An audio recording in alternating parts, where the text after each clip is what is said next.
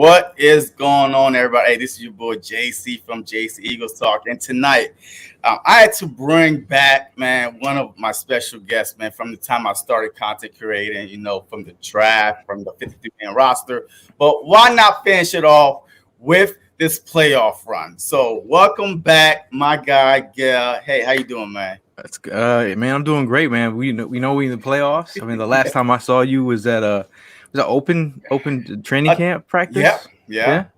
Having the time of your life. Now hopefully you're having the time of your life as we go into the playoffs. I am. So, your tailgates, man, they are epic, man. I even saw a tweet by a big play slave wife, right? She was supposed to be at one of them. So did that ever happen? You know, it's her son got sick, so she wasn't able to come, and because they had to push back the date on that one. So a lot of things got messed up. A lot of people, a lot of people's schedules got messed up because of that. But she did. She is dropping off she is sending me a signed Darius Slay jersey, so that's pretty cool. Hey, man, congrats, man. Look. Anytime you're getting recognition from the player's wife, man, even the players themselves, man, look, I'm proud of you, man. I mean, look, I'm humbled that you even on my channel. Oh, come on, man. I mean, hey, you know what I mean? So I'm just humbled that you are able to take the time out of your day to come here, man, and just talk some football with me, man. You know what I mean? So thank you very much. So, hey, let's get into it. The injury report, pretty much, I mean, it's early in the week. It's only Wednesday. We got Fletcher Cox, Elaine Johnson, and Kelsey and Sweat all resting / illness. Miles Sanders, do you think, yes, he was limited, but do you think he's going to be able to play this upcoming Sunday? I mean, that's going to be interesting. Sirianni, the way that he words it with hopeful, he talked about, Jordan as well, hopeful. But he sounded like they're going to have a full stable on Saturday. I don't know if that's just coach speak. You don't want to show your cards too early. I think there's a reason they didn't put him on IR, man. If they felt like he could come back, I mean, this is the reason. They've had ample amount of time for rest. I like to say a little bit, Mm-hmm. So I feel like I'm gonna say yes, like because this is put up or shut up, man. Like if you're a player and you can go, like there is no tomorrow. You know what I mean? There is no tomorrow, Rock. It's burn the boats, man. So I feel like Miles Sanders should play. I guess like a lot of people have issue with his fumbling, and now he got a hand injury on top of that. So how comfortable is he going to be able to hold the ball and like be, oh my God, look, I'm not going to fumble and just take away from his explosiveness and stuff like that. Like I think they've definitely have tests and making sure everything's good to go. I mean, his fumble rate was a thing coming out of Penn State. People were looking at that as one thing they dinged him on. But he didn't really fumble for a long time. Like he was pretty solid, and I think he came in. Last time he came in, and he ended up fumbling a couple times and putting it on the ground. And I know Eagle fans were calling for Jordan Howard early in that game. I was just like, "Hey, man, he's just a little rusty against the Saints." Yeah, he's just a little rusty. Yeah. Give him, but like being a running back. You got to get in your groove. I mean, I play running back, but you just have to get in your groove. Mm-hmm. And that trust factor. If you have a feeling like the team doesn't trust you with the ball, that's not a good feeling. But I feel like he should be all right. He should be good to go. I'm not worried about it either, man. I think that Miles Sanders is he's a smart player. I'm a Penn State guy, so he's a very smart player. I was there at the Saints game, and I could tell he was a little rusty, but besides that, he was running hard. I mean, he fits his system. Him and Jordan Howard, and that 1-2 punch combination was lethal during the Saints game. And then, after Howard went down and then Boston Scott came in and stuff like that. But I like Miles Sanders and Jordan Howard and this offense going up against anybody. So I'm not worried about his fumble, but that was the concern with a lot of fans. So I'm like, hey, he got a broken hand. He's used to fumbling. So why is he coming back? We should put him on IR and just go with Gainwell and Howard. No, I mean these fans. Some of these fans are very uneducated. I mean, if you like, I this is agree. your 1-2 punch. I mean, the longest run that we've had all season is 38 yards. That was Miles Sanders. Facts. I mean, just if everyone didn't forget, that Buffalo game where he sprung that run. If you look back at that Saints game where the season before we hit 3 runs over 80 plus yards, man, Yeah. so I mean, he's got that home run ability. But hey, man, bro hasn't scored all year. Like, could you get man the touchdown? No. He needs a touchdown. He needs to score. Like any running back, any level. Like if he said, "I didn't score," you're the number 1 running back, and you didn't score 1 touchdown the whole season. That is like, how hard that is to do. Yeah. I mean, that is hard. I mean, this dude have almost 700, almost 800 yards. But Jalen Hurts is almost at 800. So he's about 750, whatever. But that's a lot of yards and no touchdowns. Like, I mean, and you could tell that game he got hurt. That Nick Sirianni was trying to give him that touchdown. I mean, he was feeding him. He was trying to give him that touchdown, man. I was like, come on, just get him in the end zone. Because I kind of feel bad for him a little bit, like his psyche. I'm like, man, come on, man. I've been doing it for 14 games. I know he missed a couple. I still ain't got a touchdown yet.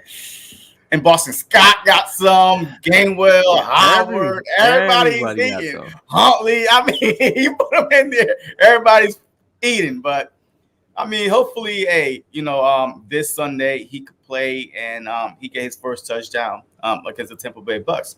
Yeah. But, we haven't spoken in a minute. So, what was going through your mind?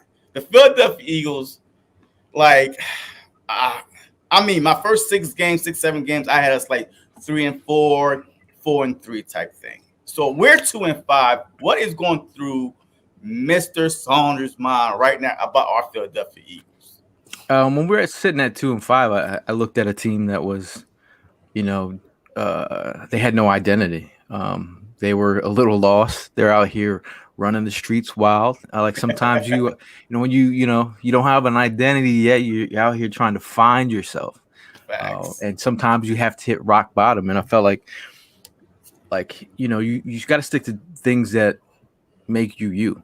And if you don't know who you are, it's hard to put that down on the table. And once they put their foot down on the table and said, "This is who I am," we're a running football team. The Eagle fans in the crowds were yelling it like, "Run the ball, run the ball." We had tomato pies. Signs everywhere. we had tomato pies at our tailgate that said, "Run the ball."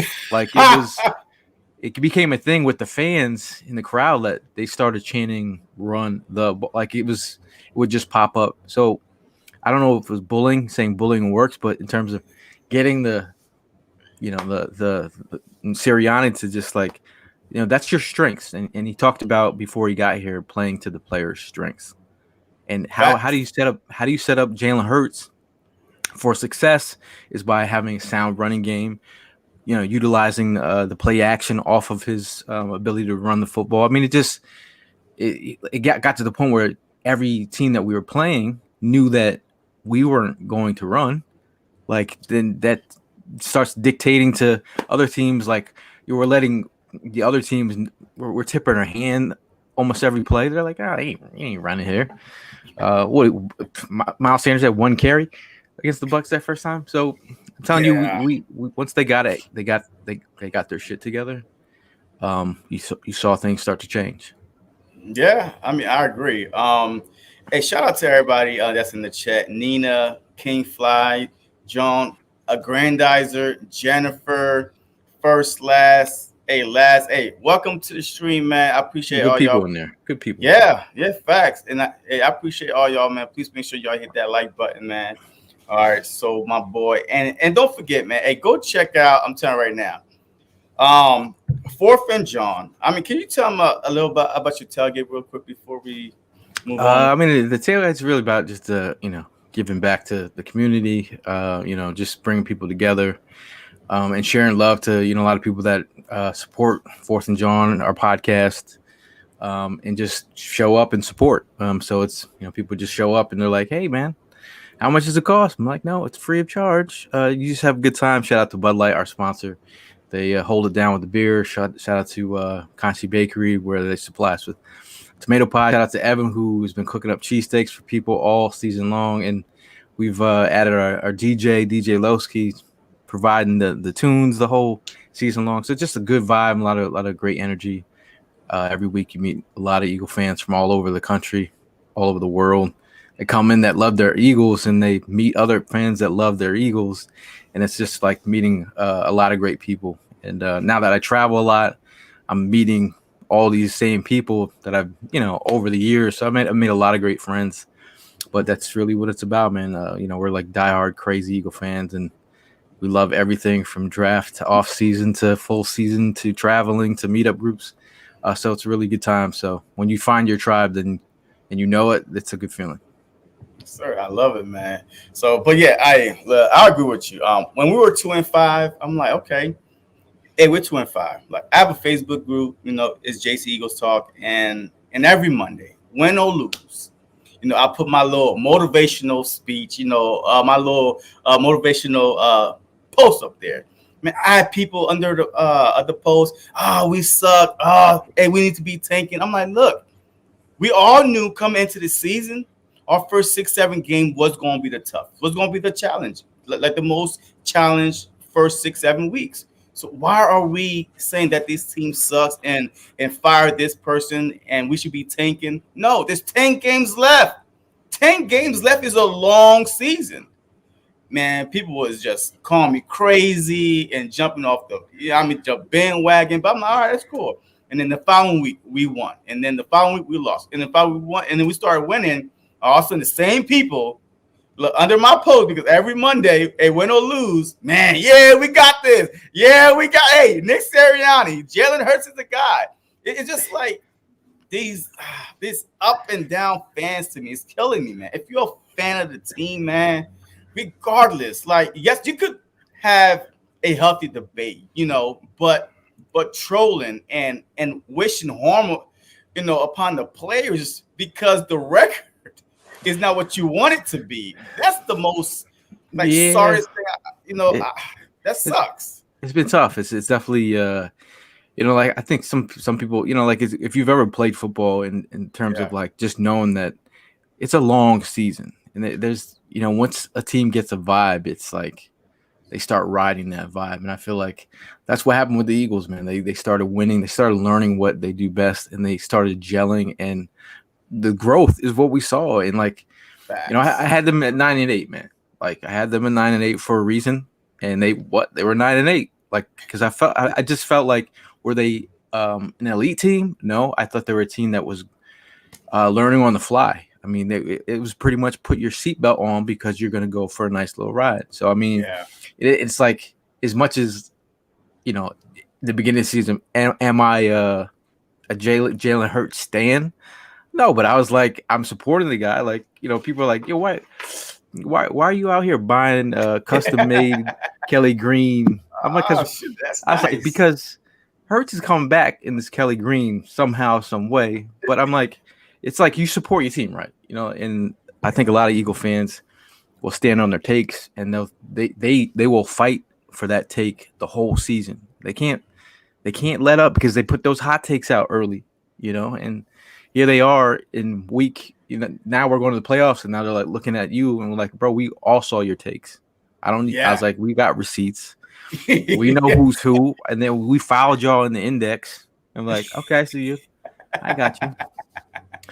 But it is what it is. I mean, you had Wentz stands, you had Minshew stands, you had we had it all. Whatever stands you want. But at the end of the day, like, real Eagle fans will root for the quarterback who plays under the center. Doesn't matter what week it is, or you know what I mean. Yeah. I mean, it's amazing. Like this year, we had 3 quarterback controversy. We had Wentz, Minshew, and Jalen Hurts. And Wentz don't play for the Philadelphia Eagles, but they was looking at what Carson Wentz was doing with the Colts, which whatever. And Minshew came in with the Jets. Oh my God, he lit up the Jets. And Jalen Hurts stunk against the Giants the week before the Jets. Man, we was everywhere, man. But it's funny to me, man. It's really funny, but I'm so glad that Nick Sirianni, man, when I heard this report that Gardner Minshew asked him what he has to do to take the starting job, and Nick Sirianni said nothing is Jalen Hurts' job, man, yo, I was happy about that. You know what I mean?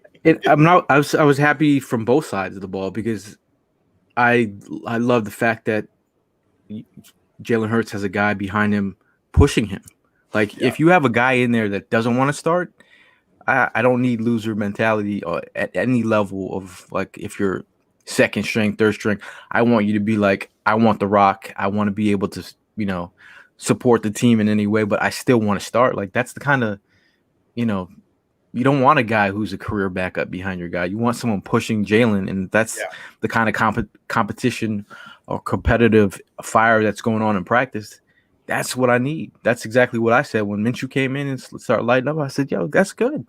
That's good. yeah, That's good for Jalen to see yeah. this. Like, I want Jalen to be like."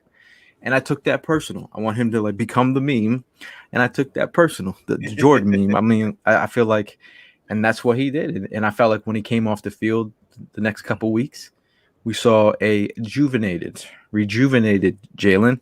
Very. I watched for the little things. I watched for the Yeah. very little things. The way that he was just like super, like it was almost he was letting something out. Not saying what he was letting out, but he was just getting that little monkey off the back kind of thing. He's like, no, this is my team. He did that like 2 weeks straight, just the way he came off the field. Like, all right, I see a little different swag to him, but that's what you want. That's what you want to say.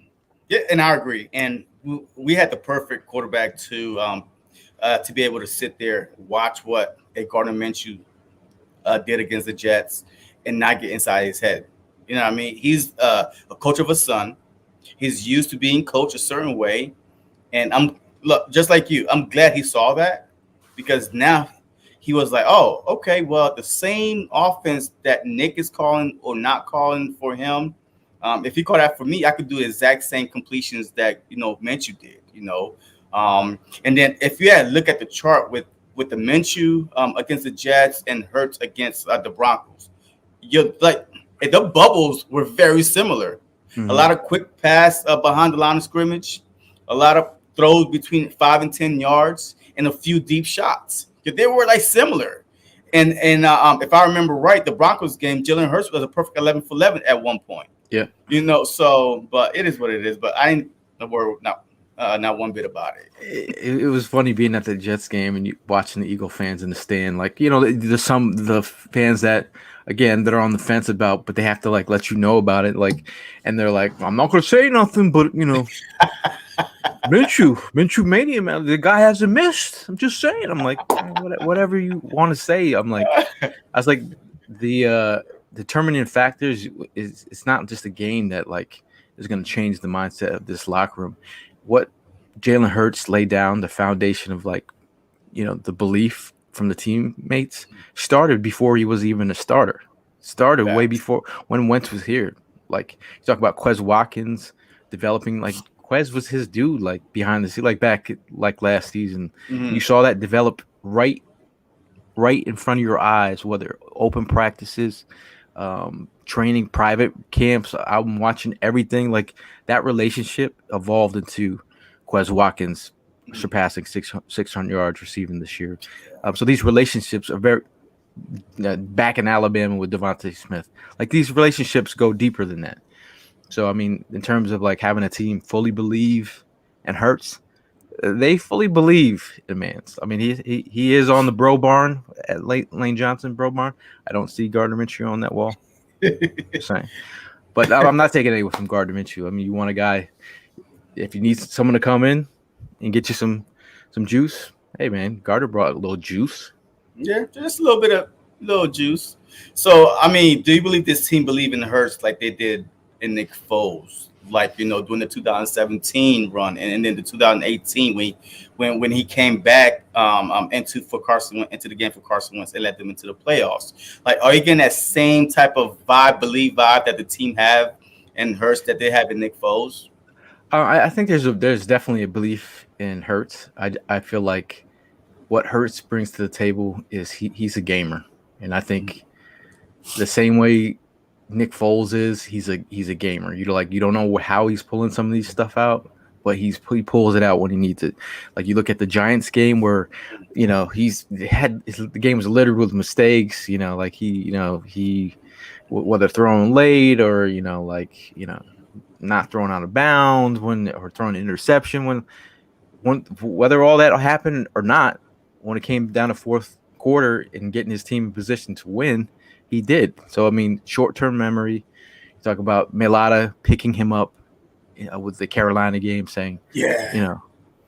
Like it's forget that play, and I feel like he has that gene. Like, and I feel like Nick Foles had that gene too. Like short-term memory, when the game is on the line, come up with a big play. And this is it, man. This is like he gets the opportunity to write his own narrative. Like this is he's in the playoffs the first year he ever got the starting gig as a Philadelphia quarterback. You can't take that away from him.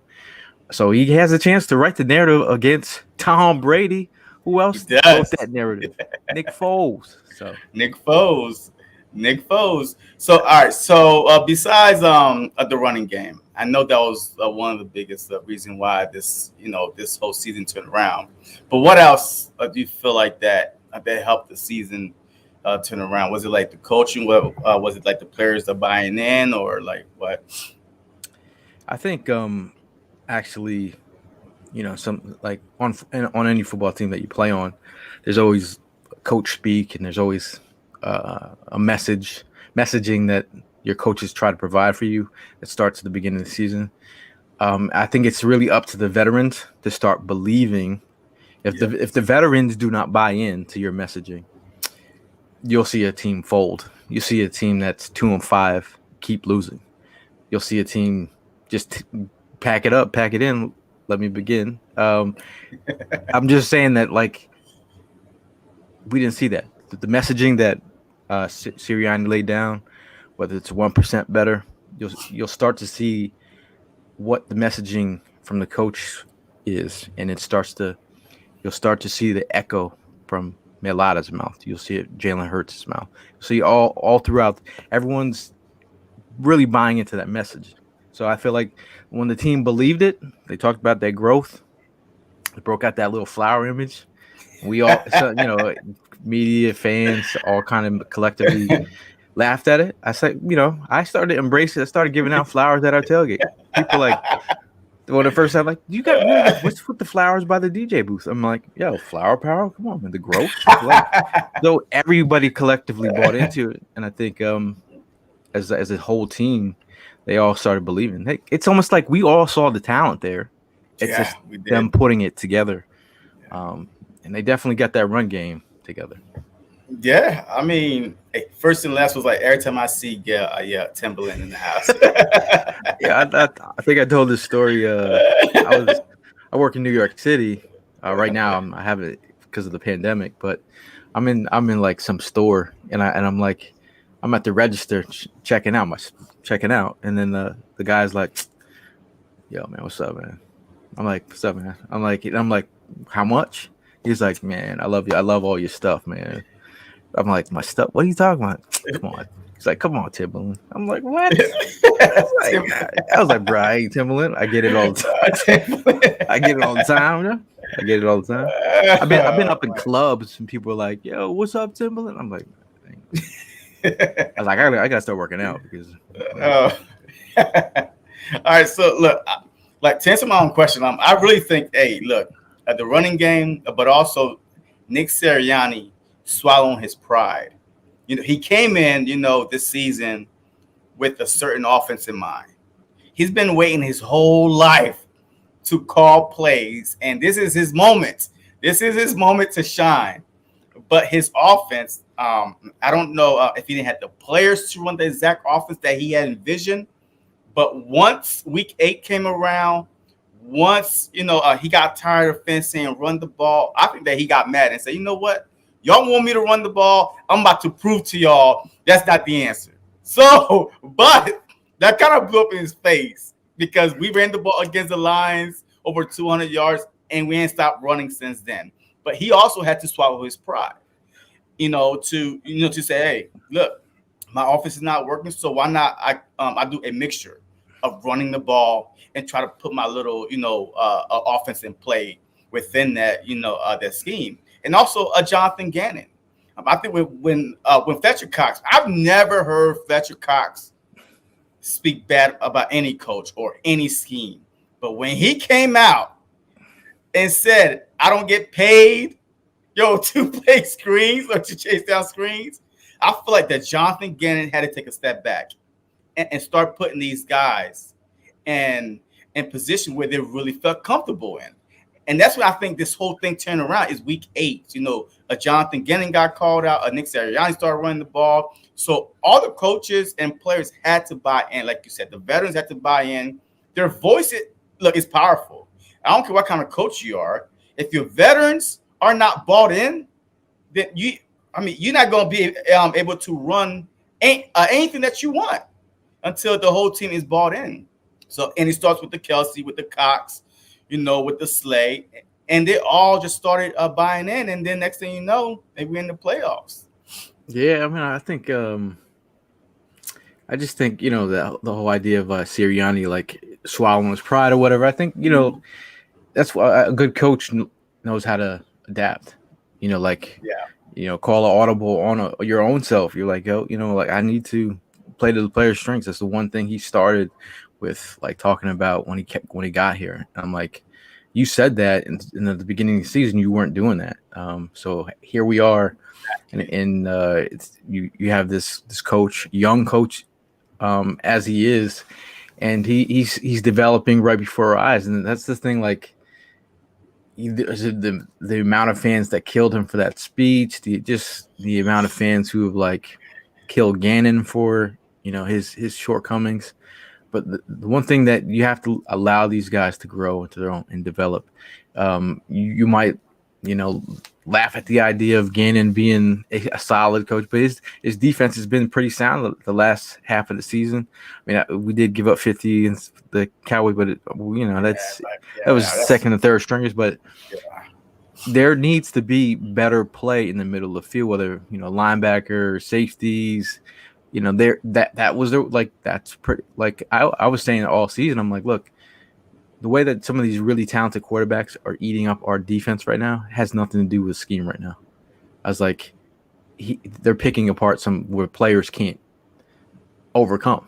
It's the tight ends that are eating against us. The way that our safeties are our safeties super rangy. No, like I just feel like the middle of the field was susceptible to any good quarterback. And once Brady got the answer to the test, he exposed that for the rest of the league. Like, all right, well, Brady just showed you what to do here. Every single quarterback came in behind him like, middle of the field, let's take advantage. It's just the way that our defense is set up. Yeah, I'd love to infuse our team with some defensive help in the offseason. Yeah, and we're going to get into it right here. Have Nick Sirianni and Jonathan Gannon proved to you that they can be the long-term coaches of the Philadelphia Eagles, with what they did with this, this young Philadelphia Eagle team? I think so, man. Like, you got to give them a shot, like to develop. They didn't Joe Judge this thing. They didn't come in here and like not have self-awareness. Like, being a head coach is also partially having self-awareness of how what you're putting out there is being received correctly. Are the players ready to run through a wall for you? Are they listening? You go back to the Fletcher Cox issue, and I feel like Fletcher Cox, we had Jerry Ball, like all-pro Jerry Ball, defensive tackle from the Lions back in the day, and he talked about like being Belichick's first. He became the mold of like Wentz, Wilfork, and just being like he was the guy that was trying to get paid, but now in a Belichick scheme, he has to catch. He's not the aggressor. He's catching, and he's like Fletcher Cox. He's in that mode. He's like, I'm Fletcher Cox. Like, why do I got to do this stuff when I'm the aggressor? And Fletcher Cox just started slipping through. He's like, I'm aggressive. Like I might. I might not be listening to my assignments here because I want to be aggressive. Yeah. And I think they had to come to terms with, because once the player starts voicing the opinion outside of the locker room, that means that conversation probably been had already, and he's had enough. So, Fletcher Cox, like a guy who could be out next year or whatever they try to decide to move on or whatever. He that's messing with his money if his stats are low. Yeah. Well, I he's also think he's still very important though. People don't. Oh yeah. Oh, It's not absolutely. about the stats, but he's very important holding that front together. Yeah, absolutely. And I also think if it was 5-2 instead of 2-5, the time they said that, he probably would never say it. Winning cures all, right? Yeah. If you're winning, hey, if you're winning, hey, you say even if you play out of position, but your team is winning, you feel like, all right, hey, we're winning. But in 2-5, and these guys are like, come on, man, hey, whatever you're doing ain't working. So I feel like it was more of a frustration because I see him run out there right now and play screens. So, but we was winning, and now 7 out of 9. But once we started winning, these guys they started having more fun and stuff like that. They started having fun with each other and playing for each other, and you could tell. I think that Fletcher Cox has played his best this whole season, the past 3 games. Like before we went to all divisional games, Kelsey gave a speech. Cox was vocal. I've never heard Cox, saying, hey, he's giving a speech or vocal. But the rumors that was coming out, the reports that was coming out, that Fletcher Cox was very vocal. These guys knew that this upcoming stretch, the next 4 games against the Washington football team, the Giants, the Washington football team, and the Cowboys was all must win. So I feel like he saved his best for last. And he's been balling out the past 3 weeks, and Sweat is feeding off of that. Hargrave is feeding off of that. Even Barnett, he's doing his thing. Yeah. But I feel like, hey, this is the time of year that the veterans love to play in. Something worth playing for. Yeah. Yeah, like going back to what you're saying about Fletcher Cox and what you're saying now, he mentioned the month of December. He said the month of December. December is the month where it's a make or break. Like, all the good teams play in December. This, you really could, turn your season around if you just get it together in December. Some of these younger players that are coming in here, just coming in here, not realizing how long a season is. You got to get plus another game, like 17 games, which is wild. Month of December was huge. Yeah. Just giving you nuggets, man. Timberland in the house. Hey. Yes, sir. All right. So, hey, Jalen Hurts, like to me, like one image that's stuck in my head, that I can't get rid of, is this image right here. Remember this game? This game right here was his worst game by far, I think, against the Giants. That right there, when Mariota put his hand, when this was the last play of the game, the last throw in the regular drop at the goal line, whatever. Man, he was like, man, I got your back, man. We got your back, and he's gonna be okay. And we're in it together. And he would not leave Hurts on the field by himself. I've never seen. I ain't seen nobody do that to Wentz. Maybe Foles, but I ain't seen no picture like that. But to have your left tackle, man, your bodyguard, to stay there with you in the middle of the field, and this picture right here showed me that these guys really, really love Hurts. They are playing for Hurts no matter what. They know that Hurts is on a trial period, basically, so they want him to succeed. And this picture to me is the picture of the year. Like, out of all the pictures I saw on Twitter, whatever, this picture right here to me means the most to me, in my opinion, because that was Hurts' worst game, but still, he still had his bodyguard protecting him even at the worst moment. Yeah, now I go back to that Carolina game when Mailata talked about Hurts coming up to him after he'd screwed up on some plays, and he said, "Hey, next play." And then him coming back to Hurts, Mailata, after he Hurts had messed up, and he's like, next play. And then he said that kind of confidence between each other is something that has been instilled in them, the the whole season. Like they all believe in each other. And like you go back to that Giants game, I knew exactly what when they show the picture. I'm like, bro, I know that's that. I remember him going up to, and I'm like, you know what, like Melada's is a real one, man. Like there's Yes. nothing. There's like he's the guy that I had him mocked to the Eagles in the 7th round, and people were laughing at me like, like I've been following him ever since he was in the international, the where he was found by Stoutland. Like I knew that, like there was just something about him that I was just like, this guy's got the athleticism, size, and everything. But like fast forward to what we're talking about now, but just the mentality of a solid teammate, like. Bro, I mean, this brother's been like a godsend, man. Like he's a diamond in the rough, man. Not just on the field, but off the field. The way that he's the first guy to like, you don't touch my quarterback. Like who's Yes. the Saints? The Saints dude.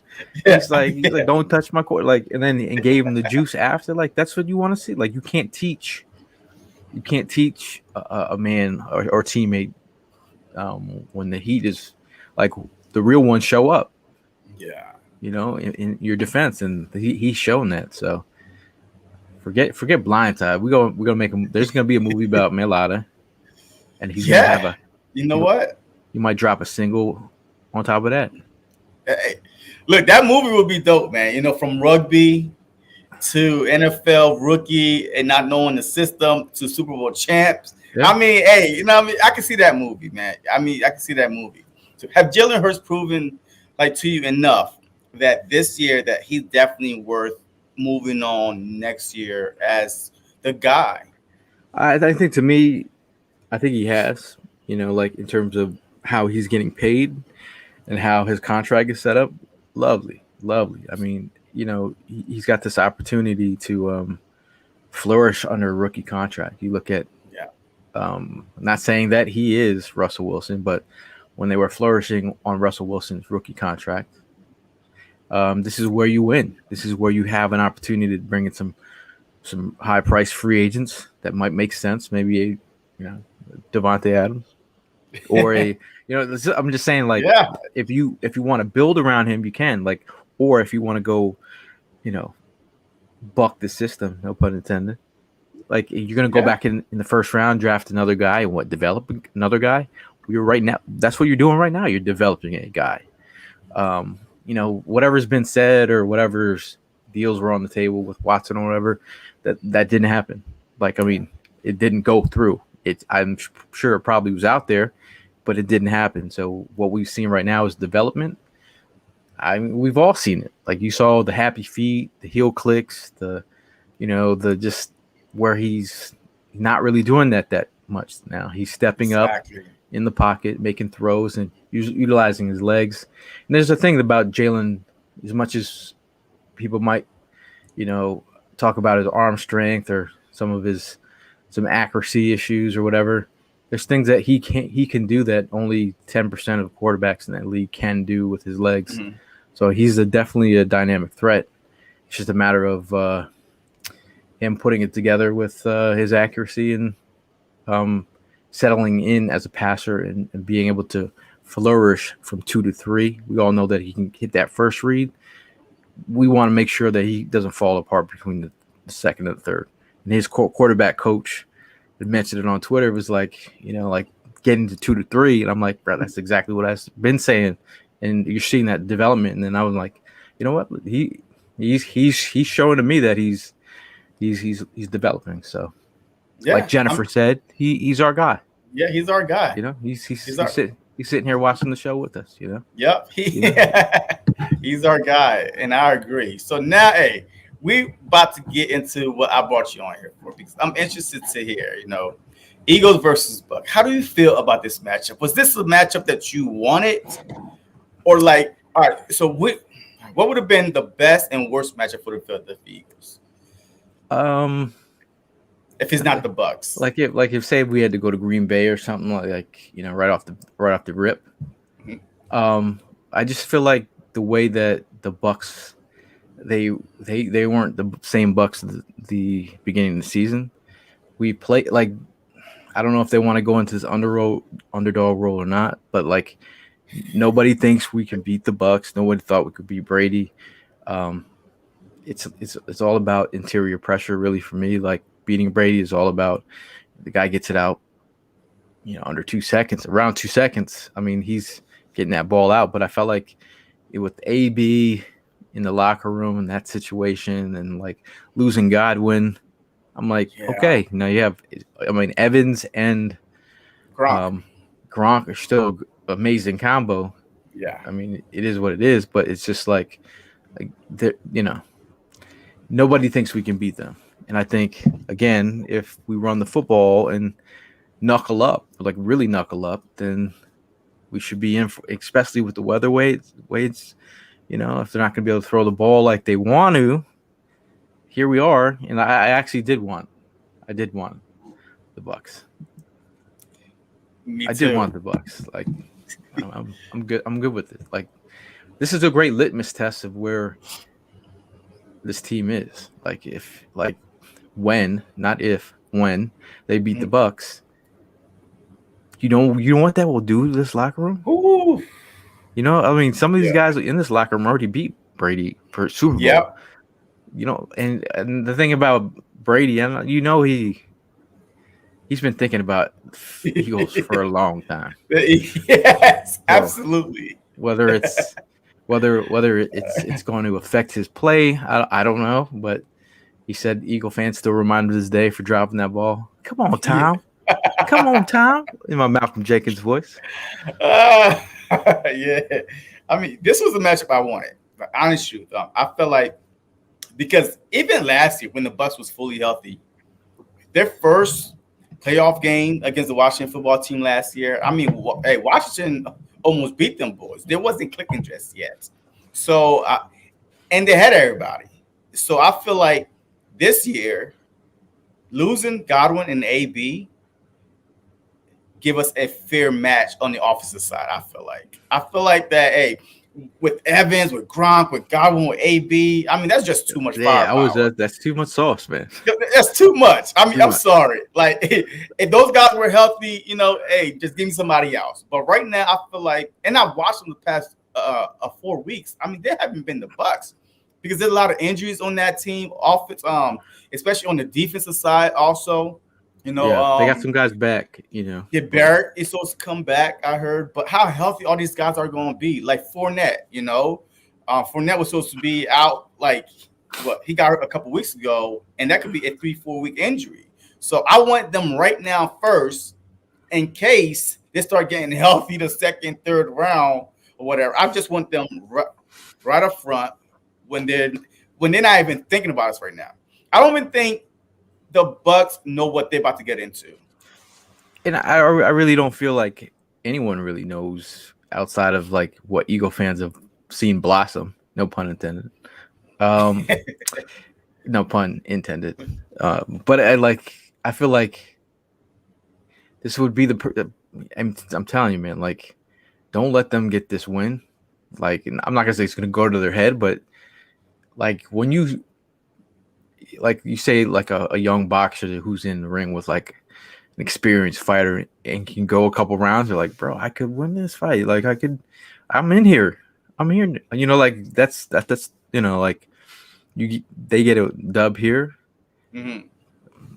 The belief system is just gonna even be through the roof. But again, like we're not supposed to win. We're the underdogs. Love it. Love all that. Like I need the bulletin board material. I need you to, whatever it needs to make those guys get up. It is what it is. But we do have veterans. Like you have guys like Kelsey that keep these guys grounded.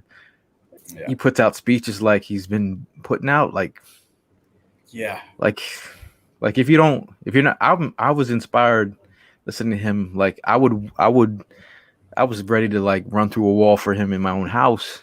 Like if you're not realizing all those guys, like even like like guys like Rager, like guys who have been, like you're gonna need every single player this weekend to win.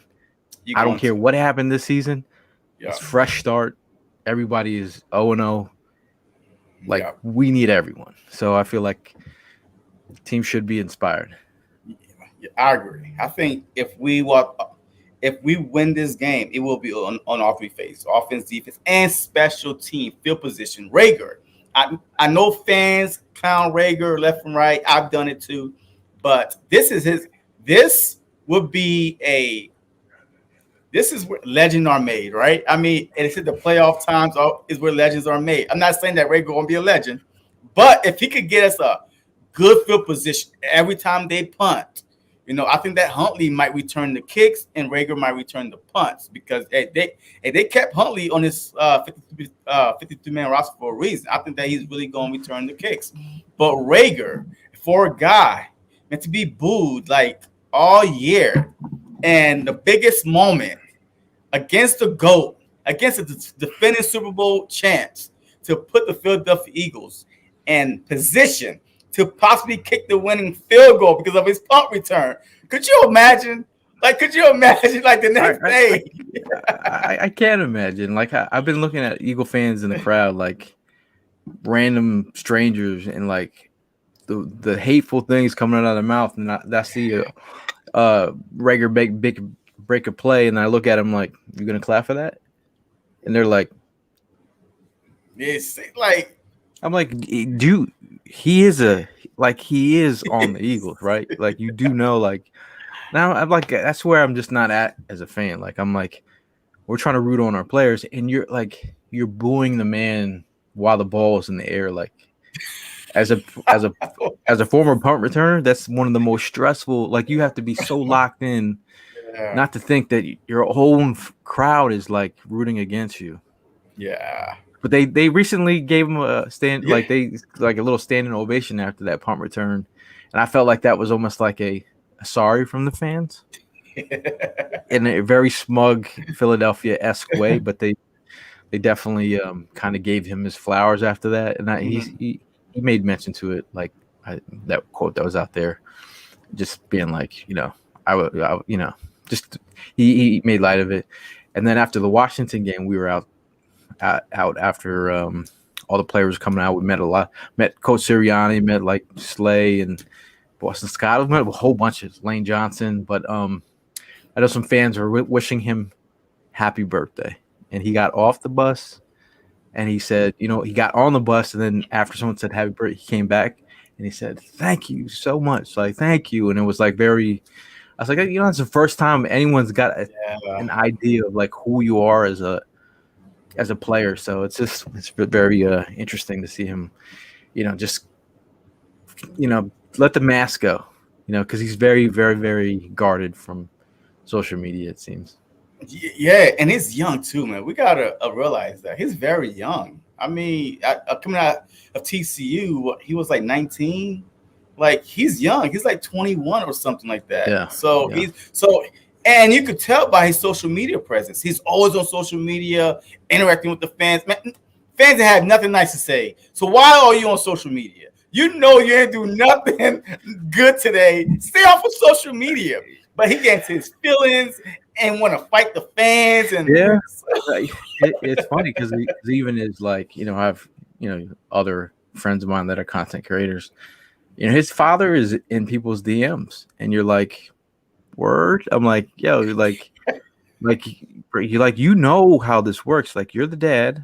You work with the Eagles. Like, that you shouldn't be out here commenting on people's like DMs. Like, but I could see from an angry dad's perspective, like, absolutely, won't rip on my son like that. But again, like, you have to realize that people are going to take the screenshots. Next thing I'm getting text message reading exactly what Jalen Rager's dad is saying, like, chill, bro. Like, and then everyone, that's what happens. So it's like, it is what it is. I mean, you can't change. Yeah, I mean, that's what you sign up for. I mean, you sign up for that. I mean, different times. Absolutely. Man, social media is way different now. So before we move on, how do you feel about the Niners-Cowboys game? I mean, are you like, hey, the Cowboys, they are pumped up. They dropped a 50 burger on us. Man, they are Super Bowl champs. They won it 1-8, 2022. They won their Super Bowl. Cowboys already run. Did you know that? The Cowboys already won. Yes. I mean, the fact that people don't realize that the game has to be played. and like Facts. in playoffs, the game has to be played. Whatever needs to be talked about already, you can talk as much as you want to talk. The game has to be played, and if there's teams come in the playoffs with the wrong type of juice, you're gonna get your shit rocked. You know, Oh, absolutely. some of these players, like everybody thinks Cowboys are gonna win, but hey, if you don't bring your A game in the playoffs, you get your shit rocked. Facts. Okay, It's a Rich. one game Hey, season. Richard, I like Richard. Group. I, Hey, I say you're speak it into existence. I haven't been saying that I've been saying that ever since Super Bowl year. Like, hey man, they gotta believe it, man. They gotta live it out too. Yeah, hey, look, Richard believe it. His bulldog just beat Bama. Oh, so So he's riding hey, on a high. hey, so, He's the Braves fan too, Richard? I don't know, but he's an Eagles fan. He been telling me, hey, he believe in this game is going to happen because he leave me messages all day, every day. So I love Richard, man. He's one of my Facebook friends, man. We talk all the time, actually. All right. So what's the matchup you're looking forward to the most? I'm really looking forward to this offensive line being a pretty much sound unit and fully strength. I mean, you got Herbig in there, but I mean, overall, I mean, Lane Johnson wasn't there. Landon Dickerson, the big bulpa, as Milata like to say, or the what do you call them, refrigerator? What's his name called, the big fridge or something? I mean, I just feel like that relationship is developed. I feel like for a litmus test for the line is really, like if they want to show out, you beat some OGs and like Ndamukong Suh in the middle. I mean, Vita Vea in his matchup with like Kelsey, like an old man strength versus Vita Vea is a big dog now. So Yes. let's see. Yes. Like Stoutland, to me, man, Stoutland means so much to me. Like I don't know. I love Stoutland and the fact that if he can get these guys ready to compete against this group and flourish, like that man needs a statue built for him. Yeah. I mean, yes, absolutely. I think I read something today and he was like, this is his best coaching job that he's been doing by far in his career. 15 Like, lineup changes. yeah. So, I mean, he's like low key MVP. Because I'll tell you right now, last year, our biggest problem was our offensive line was all hurt only for Kelsey. But besides that, we had no healthy offensive line. So, but this year, man, to groom all these young Dickerson came out of nowhere. I know. Look, he won the best center in college, and then he got hurt and stuff like that. He tore his ACL doing the championship game or whatever. But to come in into a season and not knowing that Brooks or Samalalu would go out with injuries and stuff like that, and for you just to come in there and he looked like a 10-year vet. Yeah. I mean, this dude is doing an outstanding job. Like that left side is your strong side. Yeah. Like Mariota and Dickerson, 700 pounds on that side. I mean, I'm very impressed. I'm very impressed. Him prior to him getting drafted, he was my second round target. It was one of my second round targets. I said if it was very much a big if, because I was like, I understand what Stoutland is very keyed in with Alabama, and what Dickerson's strengths are and his weaknesses are, the injuries. I said if Stoutland co-signs on this, then I believe in wholeheartedly in Dickerson being a second round pick. If Stoutland says yes, I'm in it. We all know the injury history, but overall he showed out, man. Like everybody knew what he could do, but could he stay healthy? And I think he's during the pandemic. I mean, this kind of stuff, like I live for. It speaks to like the players' characters. Like during the pandemic, Dickerson built his own outdoor gym for like the Bama players to come and work out. Like, just they had the cold ice tub there. They're all working out in his yard. Like he bringing players together, bringing a guy like that into the locker room, getting groomed by like Kelsey to become one of the next leaders in the locker room. together, that's what you want to. That's the kind of stuff you want to see, and like, it's got to be such a Kelsey's got to be a wealth of information that these younger guys can like look to. And but between Kelsey and Stoutland, that's got to be like it's like having Yoda and Obi-Wan in the same locker room. Like, like come on, man. Yeah. All right. So look, I can't wait to see our offensive line because the last time we played them, Elaine Johnson was in there, Mariota was in there, Dallas Goddard was in there. So we had some key pieces missing on the offensive side. And Jalen Hurts, he was missing some wide open wide receivers. We didn't run the ball. So I'm looking for our offensive line. I know like this big dude in the middle, but he could be neutralized. Run away from him. Like, we are so good when it comes to the running scheme that we put in place. Like when Kelsey hikes the ball and then also he runs all around the end and he's the lead blocker for Miles Sanders. I mean, that's the way to neutralize that big dude in the middle. Mm-hmm. I mean, he could be neutralized from the game plan, but I'm not saying just go away from him completely, but don't try to run up the middle. Use your run scheme exotic wise. Like me, in my first 3 plays of this game will be run, but it won't be right up the middle. Man, look, as soon as I hike the ball, I'm pulling Kelsey. I'm like, let's go. I'm following you because he about to take that linebacker out, and who knows what might happen. It's so predictable. If you first play of the game, you just hike the ball and then hit the ball off and right up the middle. So, and then please don't do no quick throw right and quick throw left. Don't do that. And we all know what's coming. So I want Nick Sirianni. This is it. There is no tomorrow, Rock. There is no tomorrow. This is it. So I want him to show me what you've been working on your whole career. This is it. This is time to pull all the rabbits out the hat. Let's see what you got. And it's funny because you look at the Falcons game where we had no idea what Sirianni was as coach, and he had a demeanor.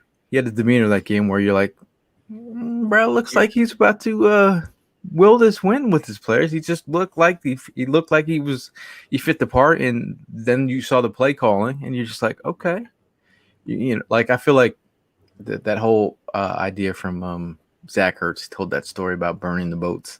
I think this is where Sirianni and the Eagles need to burn the boats at the Bay of Tampa Bay and just be like, you know what, we're not leaving here. We're coming here and we're conquering, and we're doing it in our own way. Like there's no tomorrow. We're just moving forward, taking over the city. I mean, Eagle fans have to feel the same way, man. You have to come in. You have to come in and buy the tickets, man. Like there's still tickets out there to be bought. Like so, I feel like if I went down there, during was the game where D-Jax went over top. I'm like, and that was the worst feeling ever leaving that stadium. I was just very disheartened and I was heckled by a man on stilts, and he was making fun of my chain. He's like, chain looking little light, player, as I walked out of that stadium. And I was like, I don't think I'll ever come back here again. And here I am, 2 years later. I mean, I'm here. I'm ready to see the narrative change, man. Yeah. Hey, first class was like, I think Tampa believe we're going to run the ball against them. I think we're going to psych them out and play action them all day. Pass savvy, and Watkins is going to be our MVP. All right. Hey, do you want to win or lose? I mean, so that's all my question is. I mean, look, I understand about playing mind games and stuff like that, but we can't afford to play mind games right now. What got us here? What got us to Tampa Bay? What got us to the playoffs? We have to stick. Look, Bill Belichick, if you're good at something, he's going to make you take that away, right? We have to play our game and make Tampa adjust to us. That's the only way we're going to win this game. And we have to play our game.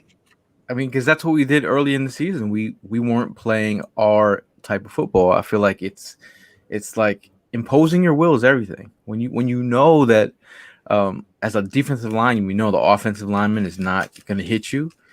Hey, man, it's about battering and beating up your opponent, like for 4 quarters.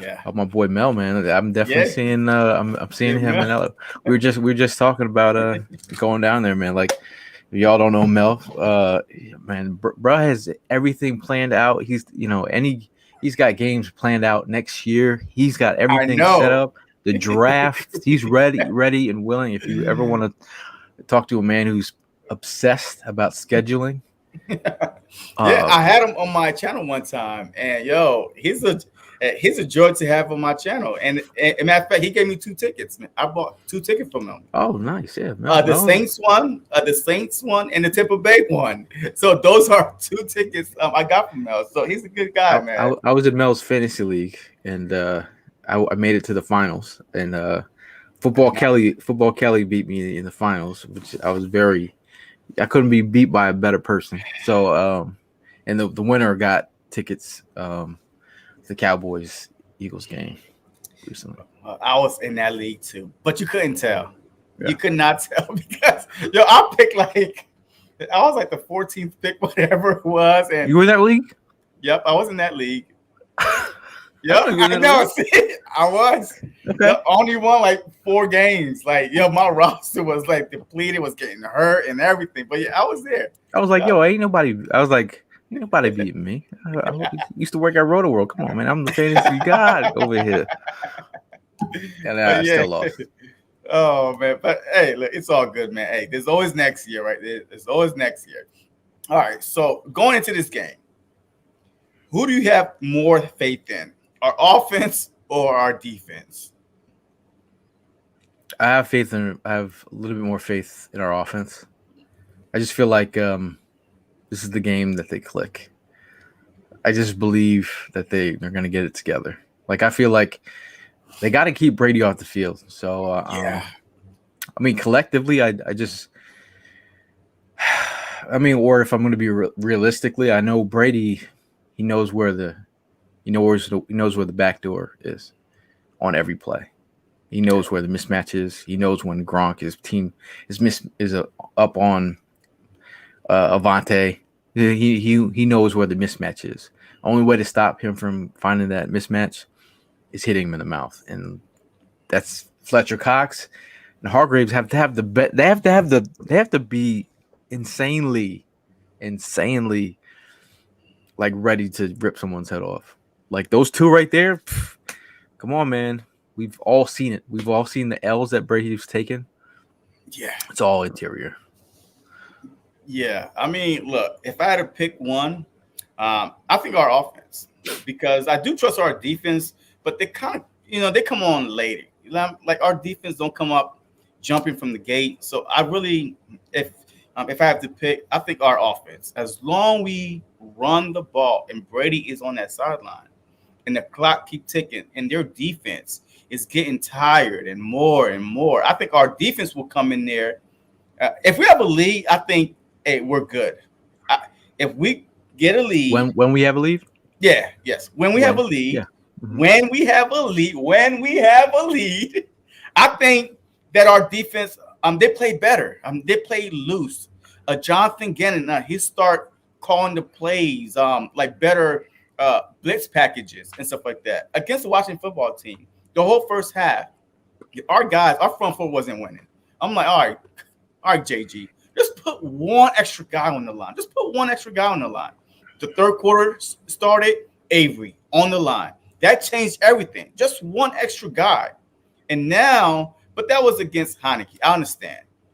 But I'm just saying, like, if you can't get to Brady, it's going to pick you apart. But you got to even throw, like, again, we don't blitz heavily, but, like, I don't even care if I just need someone to hit him.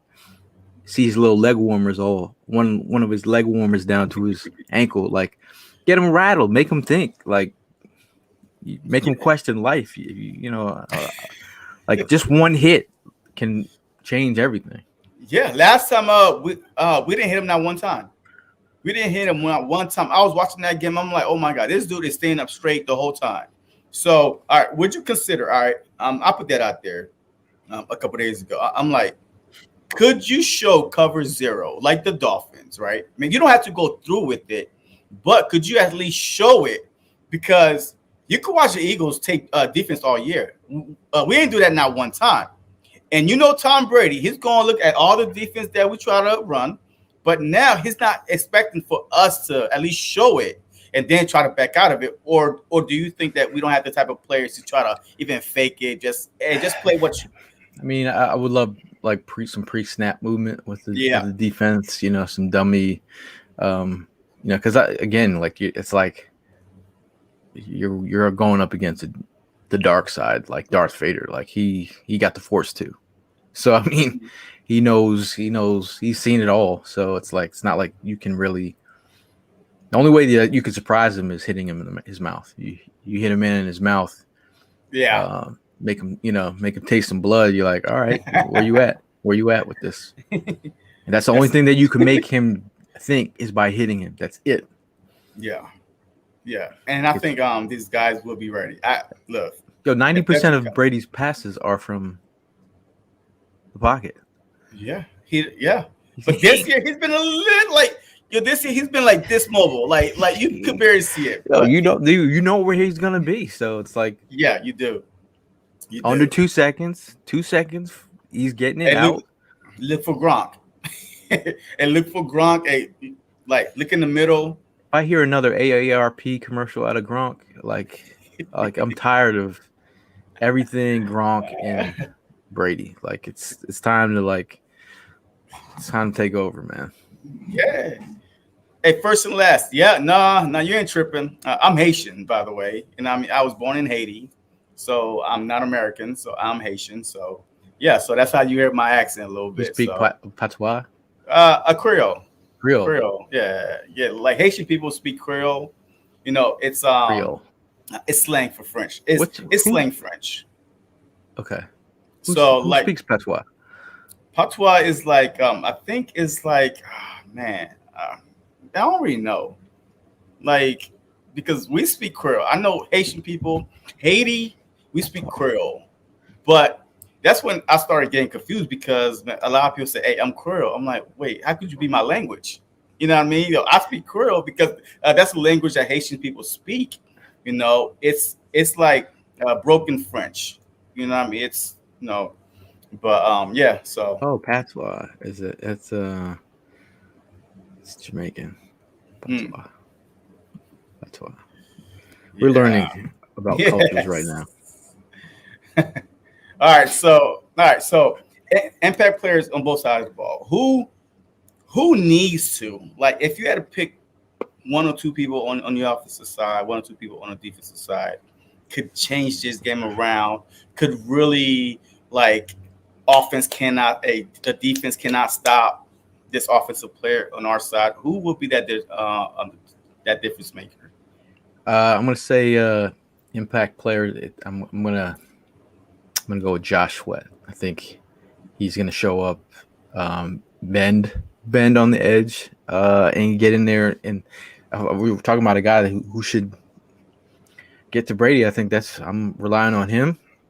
I know Fletcher Cox and Hargraves are.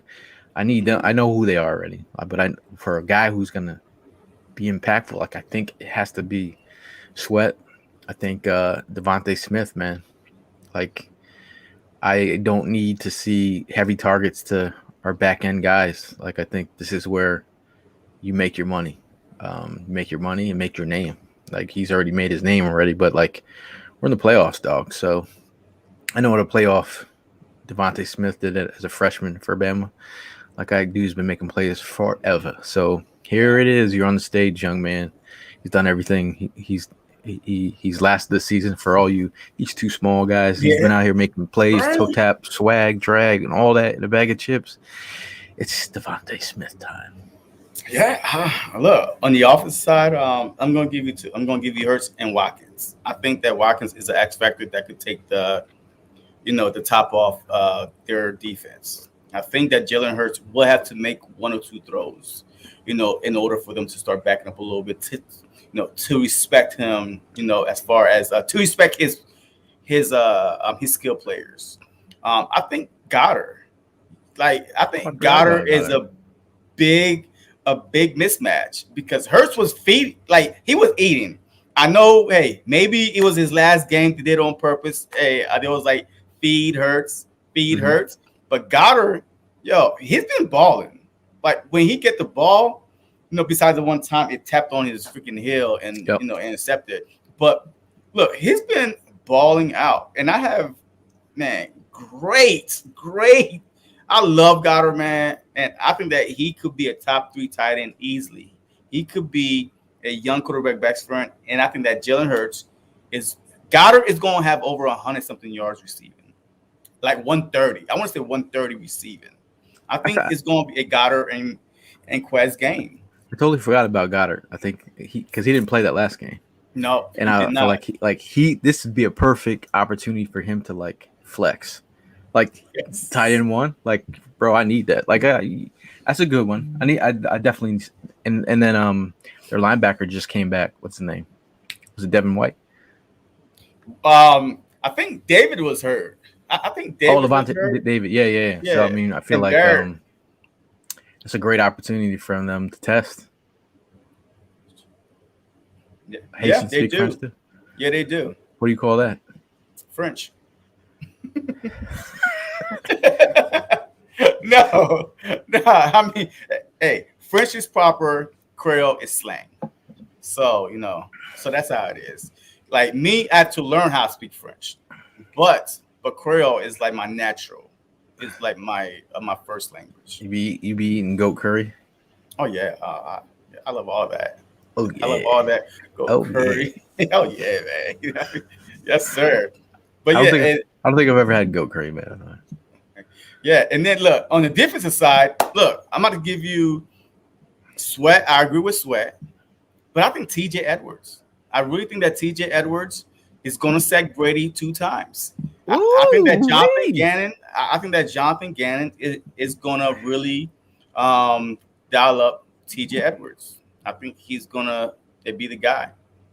Be the guy. So, well, we already did the kind of keys victory. So let's go with your score prediction. Let's go with your score prediction and who wins on Sunday. I mean, you've been saying if when we up. So I know you ain't gonna say Bucks. No, I mean, yeah, I feel like the Eagles are really gonna they're finally gonna get it together, man. They're gonna bring it home for Jerome and get this W. I'm gonna go. I think I said 30 to Well, it's raining, so Yeah. maybe 27-20 Wow. Eagles. Okay. All right. I just realized I saw the forecast. I was like, it's raining. This put a whole damper on my whole outfit, man. Like what sneakers I'm gonna wear. I'm like, bro, I can't wear the custom.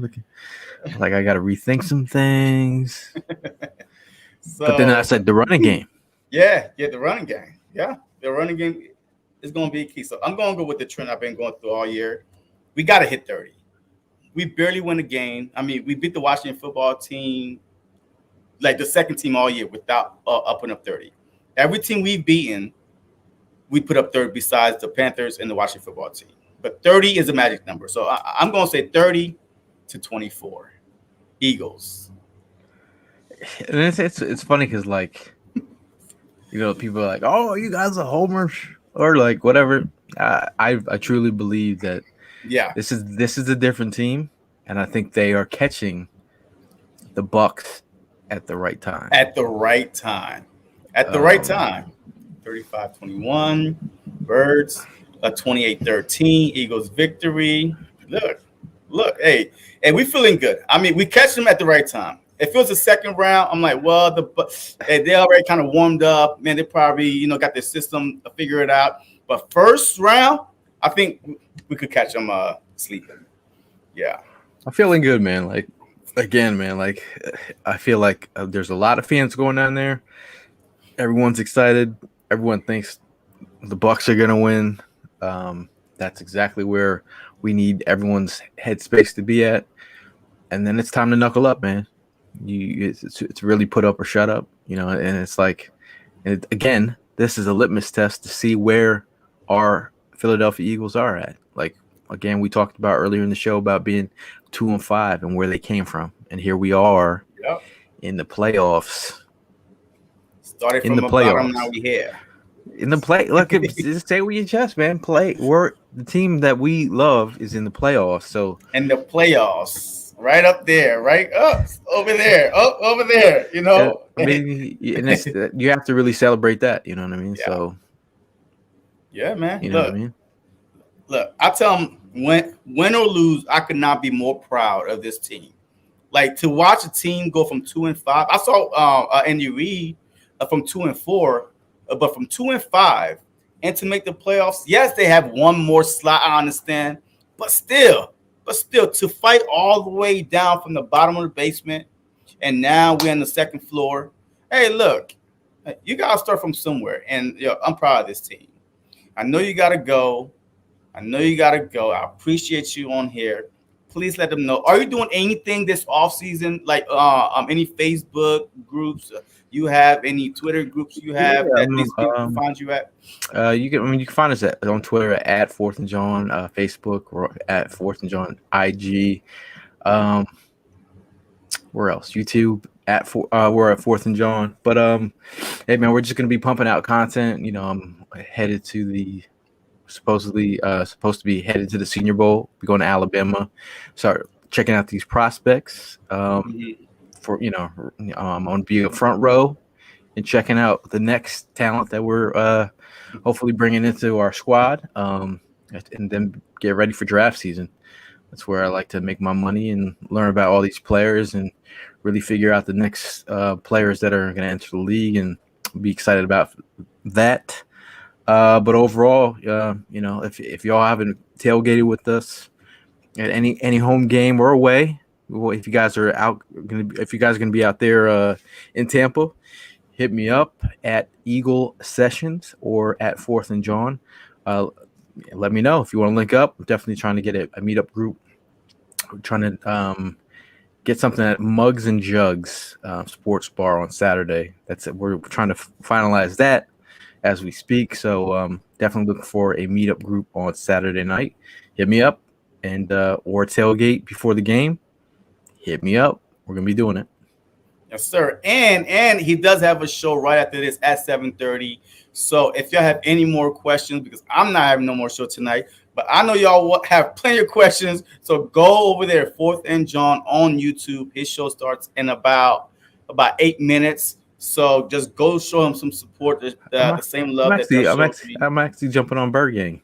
Oh, Bird Gang. Yeah, man. Bird Gang 31. Yeah, you're right. I see him in the comments already. Bird Gang. Hey, man, stop stealing my friends, man. Leave my friends alone.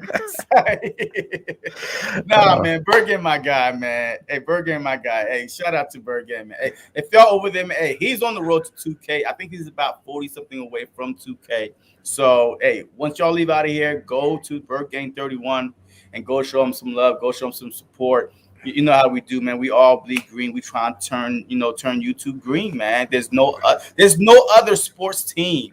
Crazy creators on YouTube. This is crazy. Psycho. This is madness. The movement in the last 2 years has been phenomenal. Like, I mean, that's what it is, man. Like a lot of great content creators. Everyone's got their own voice. I encourage everyone to go out there and put your money on the table, man. It's always great to see new and up and comer people out here on making content. And JC, man, killing it. I'm just trying to look. No, you ain't trying. You ain't trying. You doing it. Yo, I'm just a little seed. I'm just getting planted. That's all I'm doing. I'm just trying to. I see the roots, man. You can't see under the screen, but there's mad roots, man. Damn. All right. Hey, that's what I like to hear, man. I appreciate you, man. Much love, man. Hey, as always, man, go Birds. And guess what? We got this game this Sunday. Let go.